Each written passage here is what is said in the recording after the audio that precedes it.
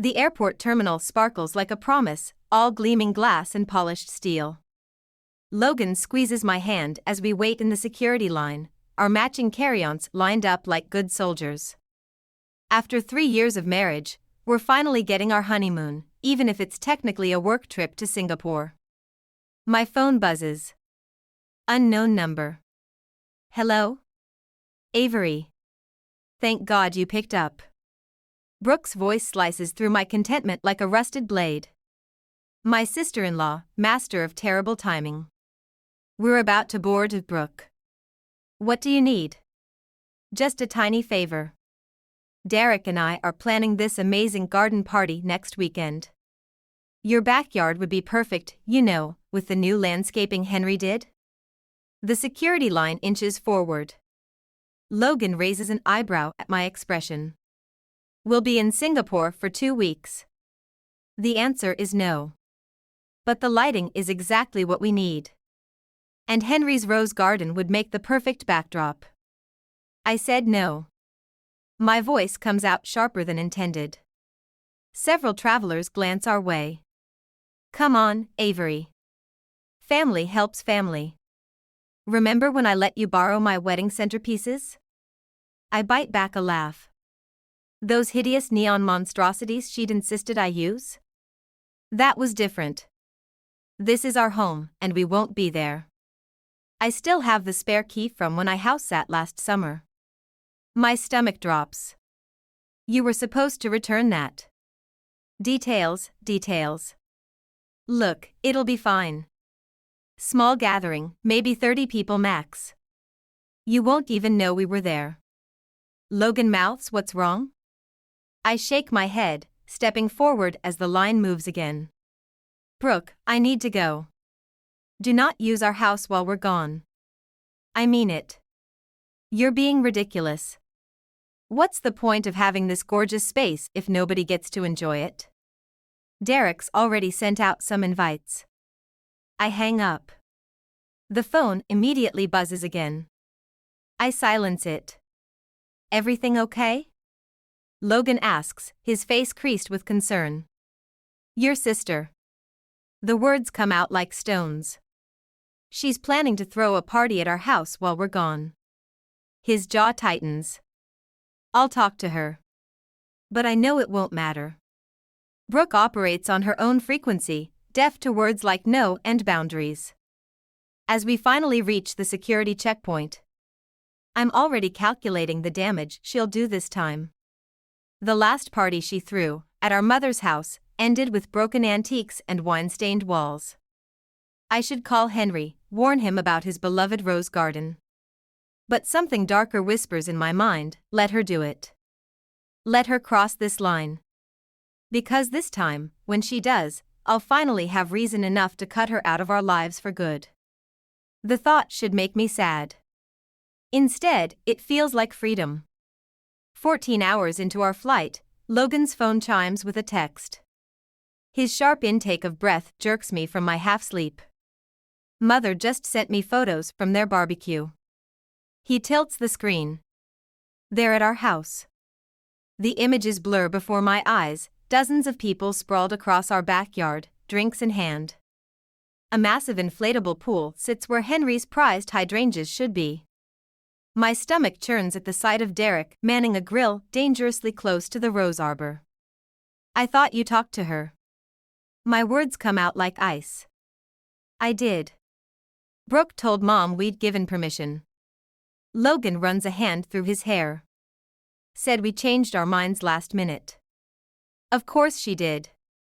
Just like she told everyone I'd approved her using my wedding dress as a Halloween costume last year. Found it slashed to ribbons, covered in fake blood. Remember Christmas? I ask, though I know Logan would rather forget. When they brought those fireworks? That was different. Derek was drunk? Like he always is? I grab my phone, pulling up photos from that night. Your mother's curtains caught fire. Brooke laughed it off as adding excitement to the holiday. Logan's jaw tightens. What do you want me to do, Avery? She's my sister. I want you to stop making excuses for her. A flight attendant pauses at our row, offering water. We both shake our heads. You don't understand, Logan says after she passes. Growing up, Brooke was always the one taking care of me when Mom worked nights. She's not bad, she's just selfish? Entitled? A 37-year-old woman who acts like a teenager? More photos arrive. Someone's strung fairy lights through Henry's apple trees, the ones he's been nurturing for decades. In one shot, Brooke poses beside them, champagne bottle in hand, wearing that familiar look of innocent mischief. I'm calling Henry, I decide. Logan grabs my wrist. Don't. It'll only escalate things. Things are already escalated. I yank free. She's destroying his garden. Your mother enables her, Derek encourages her, and you, I stop, the weight of unspoken accusations hanging between us. I what? You choose her. Every time. The cabin air feels suddenly thick. Logan stares straight ahead, his profile rigid against the darkened window. That's not fair, he finally says. But it is. And we both know it. As more photos appear, faces I don't recognize lounging on our patio furniture, drinks balanced on Henry's handcrafted planters, I make a decision. This isn't about revenge anymore. It's about consequences. I dial Henry's number, ignoring Logan's protest. Sometimes burning bridges is the only way to stop people from crossing them. Henry doesn't answer my call. Instead, my phone lights up with Brooke's number, a video call this time. I answer before Logan can stop me. Avery. You have to see this. Brooke's flushed face fills the screen, music thumping in the background. We turned your boring garden into something magical. The camera swings wildly, revealing what looks like 100 people crammed into our backyard. Smoke billows from somewhere off-screen. My throat closes as I spot Derek atop Henry's handcrafted pergola, swinging from the beams like it's a jungle gym. Get him down, I manage through clenched teeth. Now. Oh, relax. We're celebrating Logan's promotion early. You should be thanking me for. The feed suddenly jerks, followed by a sickening crack. Screams erupt. The phone tumbles, giving me a dizzying view of fairy lights, then darkness. Brooke? Logan grabs the phone. Brooke. The call dies. We spend the next 20 minutes trying to reach anyone, Brooke, Derek, Megan, Henry. Nothing. Then a text from Megan, ambulance here. Derek fell. Pergola collapsed. Henry's roses on fire. Come home now. Logan's already flagging down a flight attendant, but I'm stuck on one detail, Henry's roses. The ones he planted when his wife died, tending them daily for 15 years. The garden he designed as my wedding gift, pouring his grief and love into every bloom. We can't change flights, the attendant explains. We're over the Pacific. Another 8 hours minimum. Logan slumps back, pale. This is my fault. I should have been firmer with her. No, I say, surprising us both with my calm. It's time Brooke faced consequences. Real ones. My phone buzzes again, Henry this time. His message is brief, called the police. Pressing charges. Logan reads it over my shoulder, his breath catching. You can't let him do that. She's family. Family doesn't destroy what others love. I show him new photos arriving from Megan, the pergola in splinters, Henry's garden ablaze. Derek being loaded into an ambulance while Brooke wails dramatically beside him. She needs help, not punishment, Logan argues. She needs both. I text Henry back, do what you have to do. Logan stares at me like he's seeing a stranger. Maybe he is. The old Avery would have backed down, smoothed things over, absorbed the cost of Brooke's chaos like always. But watching flames consume Henry's roses through my phone screen, I feel something shift inside me. A lifetime of carefully maintained peace crumbling like that pergola. Sometimes, I tell Logan, love means letting people hit rock bottom. He turns away, but not before I see tears in his eyes. 8 more hours trapped in this metal tube, watching his sister's destruction unfold through text messages and photos. 8 hours for both of us to realize our marriage might not survive this fall. The Singapore hotel room feels like a prison cell. Logan paces while I scroll through an endless stream of messages. Derek's in surgery, broken leg, fractured ribs. The police report mentions alcohol, property damage, and reckless endangerment. My phone rings. Megan. How could you? Her voice trembles. Having Henry pressed charges? They're talking about jail time, Avery. Jail. Logan stops pacing, watching me. Derek could have died, I say.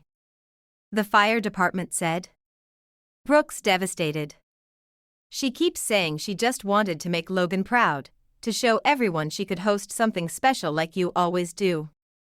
The words hit like a slap.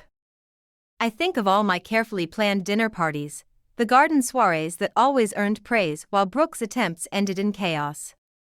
She's at the hospital now, Megan continues. But the police want to question her once Derek's stable. Henry won't answer my calls. Please, talk to him. I can't. Can't or won't? Her tone sharpens. You've always been jealous of their relationship.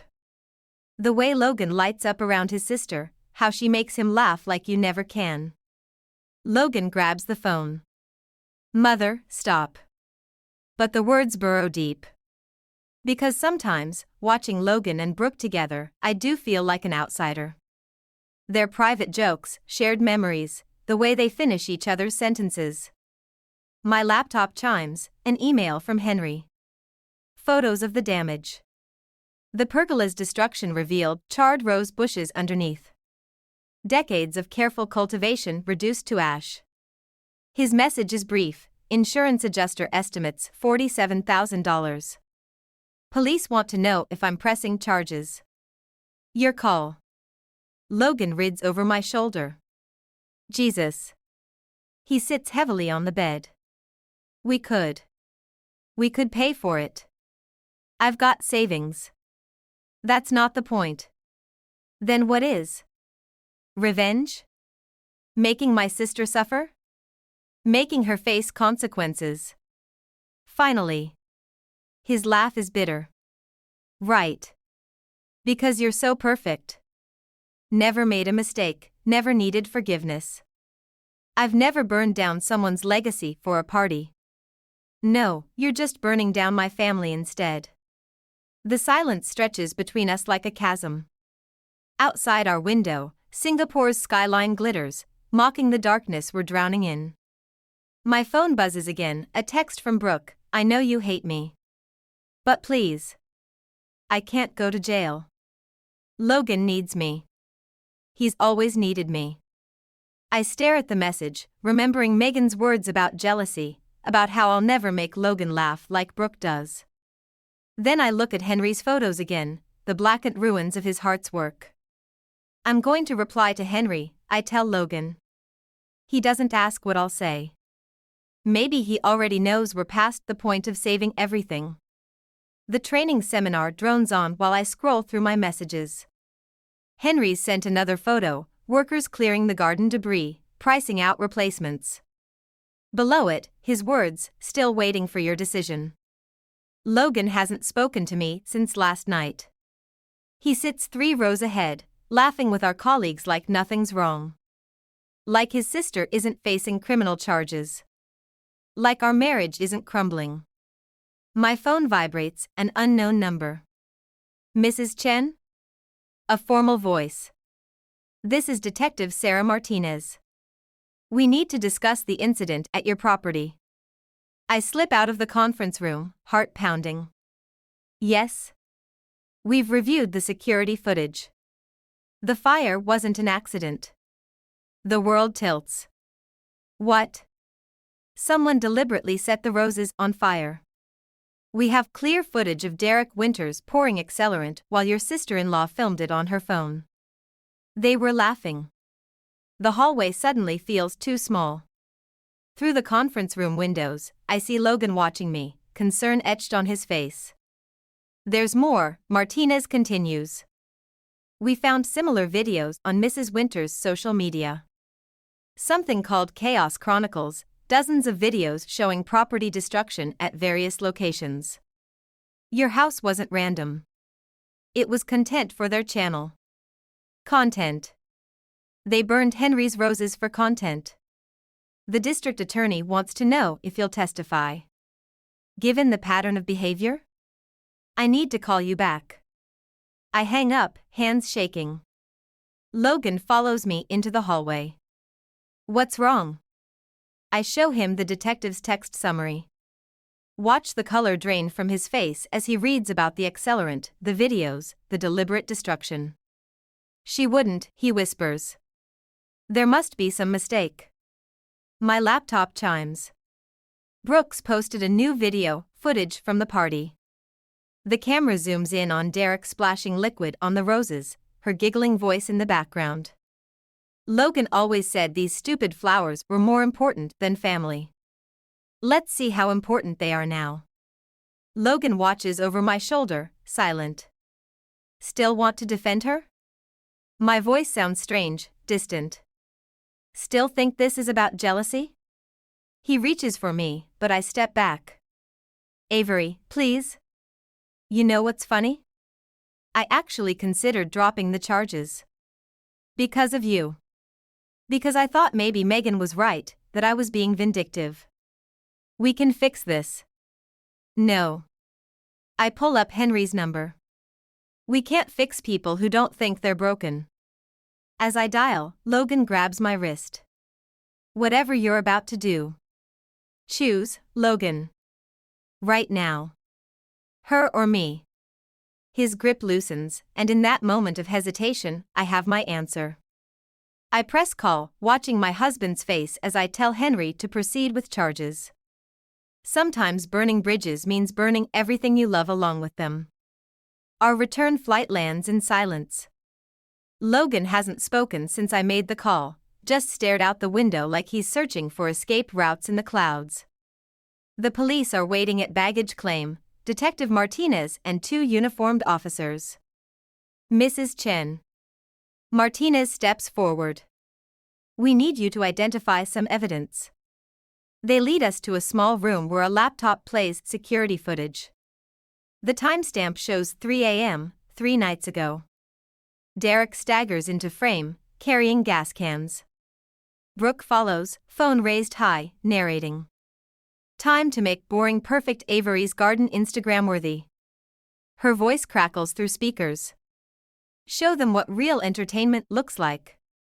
Logan makes a sound like he's been punched. On screen, Derek douses the roses while Brooke cheers him on. The flames start small, then explode upward when they hit the pergola's dried wood. Turn it off, Logan whispers. There's more, Martinez says. Earlier footage shows them breaking into your house. They accessed your safe. My head snaps up. What?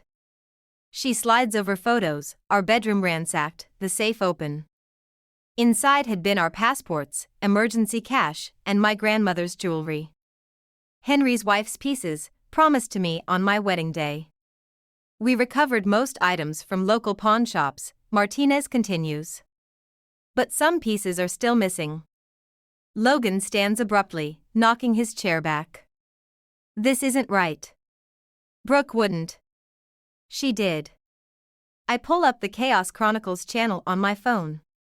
Dozens of videos, each showing similar destruction. Houses, cars, gardens, all filmed for likes and comments. She's been doing this for months. We were just her latest target. The DA's offering a deal, Martinez says.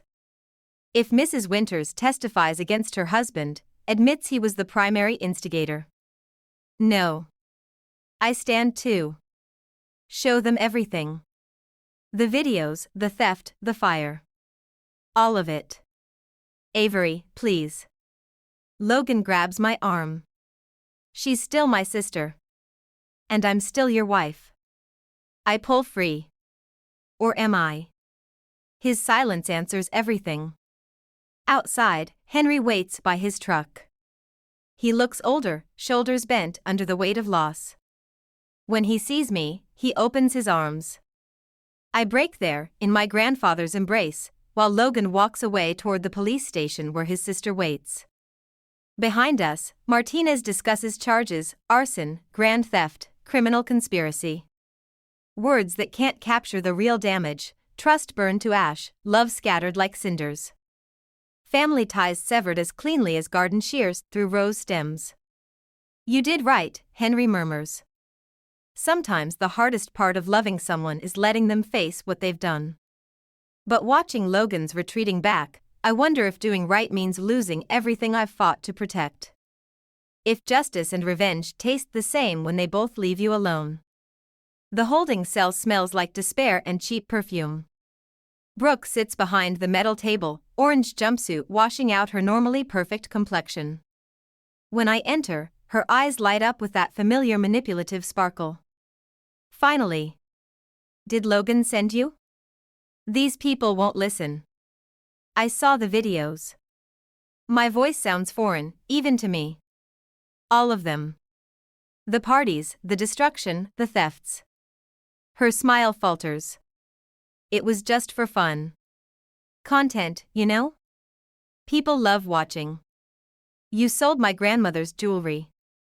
We were going to replace it. She leans forward, chains rattling. Derek knows this guy. Stop lying. I place my phone on the table, playing the footage. Brooke's voice fills the room, perfect Avery with her perfect garden and her perfect life. Let's see how she likes having nothing. She flinches. I was drunk. It didn't mean. You were jealous. The realization hits like a thunderbolt. All these years, the chaos, the drama, you couldn't stand that Logan was happy without you. He's my brother. She slams her hands down. I raised him while Mom worked. Everything he is, he owes to me. Then you came along with your boundaries and your rules. And your solution was to burn down our home? It wasn't supposed to spread so fast. Tears well up. Derek said the roses would just smoke a little. Make a good thumbnail, you know? The door opens. Logan enters, looking exhausted. Brooke immediately reaches for him, but he steps back. The DA offered a deal, he says quietly. If you testify against Derek. I would never. Brooke starts, but Logan cuts her off. They have evidence he's done this before. Other houses, other families. You weren't his first partner in this. Brooke's face crumples. He said I was special. That I made the videos work. You have a choice, I tell her. Take the deal, get help, rebuild what you've destroyed. Or go down with him. Logan? She turns to her brother, seeking rescue like always. But Logan moves to stand beside me. I can't fix this for you, Brooke. Not anymore. She stares at us, united for once, and something shifts in her expression. The manipulative mask cracks, revealing something raw underneath. I just wanted to matter, she whispers. Like I used to. Then prove it, I say, sliding the plea agreement across the table. Start by telling the truth. Her hand shakes as she reaches for the pen. Behind us, Henry appears in the doorway, carrying a small rose bush in a terracotta pot. When you're ready, he says, there's a garden that needs rebuilding. Brooke signs her name, and with it, signs away the person she used to be. Sometimes, I realize, revenge isn't about destruction at all. Sometimes it's about forcing someone to finally grow. Spring unfolds in our backyard, bringing with it the scent of fresh earth and new beginnings. Henry supervises as Brooke plants another rose bush, her community service vest bright against the dark soil. Her hands, once perfectly manicured, now bear calluses and dirt under the nails. Deeper, Henry instructs. Roots need room to grow. Logan watches from the patio, coffee cup clenched tight. We're still learning how to be us again, navigating the space between loyalty and boundaries. Some days are harder than others. Derek took the maximum sentence rather than admit guilt. Brooke's testimony sealed his fate, along with the evidence of dozen other properties they'd vandalized together. She hasn't visited him once. The white roses are coming in nicely, she says, wiping sweat from her forehead. Like the ones from your wedding. I touch my bare ring finger, remembering. Logan and I aren't wearing our bands right now, a mutual decision while we work through things in therapy. Some foundations need to be completely rebuilt. Henry hands Brooke the watering can. Remember. Gentle stream, not a flood. She demonstrates the proper technique. I know, Henry. You've only told me 1,000 times. But there's no bite in her words anymore. The old Brooke would have rolled her eyes, made a scene. This one accepts correction, learns from it. Megan arrives with lunch, setting up at the new garden table. She's different too, less enabling, more willing to let her children face consequences. We all are. I found this, Brooke says suddenly, pulling something from her pocket. My grandmother's sapphire ring catches the sunlight. I tracked it through 3 pawn shops. The owner remembered Derek. She holds it out, hands trembling slightly. A peace offering, maybe. Or redemption. I take it, feeling its familiar weight. Thank you. I can't fix everything I broke, she whispers. But I'm trying. Logan moves closer, hovering between us like he's unsure where he belongs.